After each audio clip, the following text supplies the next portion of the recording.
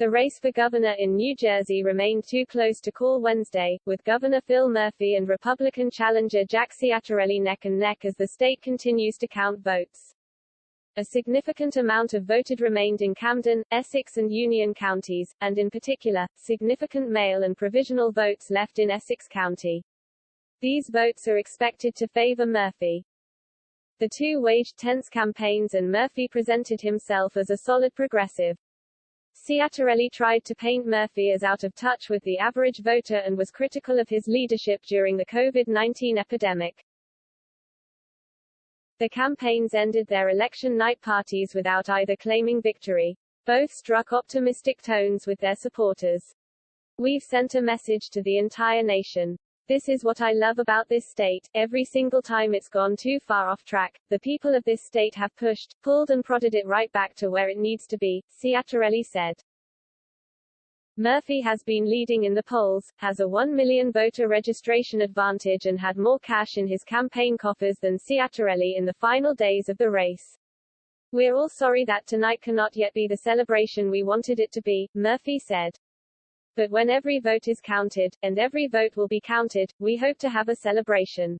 Ciattarelli was up by about 1,000 votes with 88% reporting at about 3:30 a.m. Eastern Time.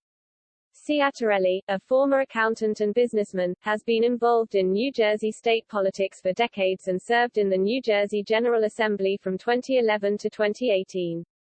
He ran for New Jersey governor in 2017 and came in second place in the primary. Ciattarelli was recently asked at a campaign event about his feelings about mandates and he said there'd be none under his administration, an allusion to mask and vaccination mandates. He also implicitly criticized critical race theory in schools, saying that we are not going to teach our children to feel guilty. Critical race theory is a method of thinking of America's history through the lens of racism that has become a political lightning rod of the Republican Party. The New Jersey race has even more attention after Republican Glenn Youngkin won in Virginia in a match against Democrat Terry McAuliffe.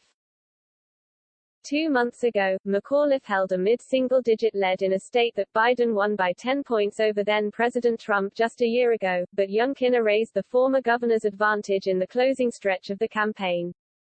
Murphy held a comfortable lead over Ciattarelli leading up to Election Day, according to the most recent polls collected by Real Clear Politics. Murphy's smallest advantage was 6 points in an Emerson poll conducted between October 15 to 18. Other polling shows Murphy with an even larger advantage. Murphy can also become the first Democrat to be re-elected governor in the Garden State since 1977.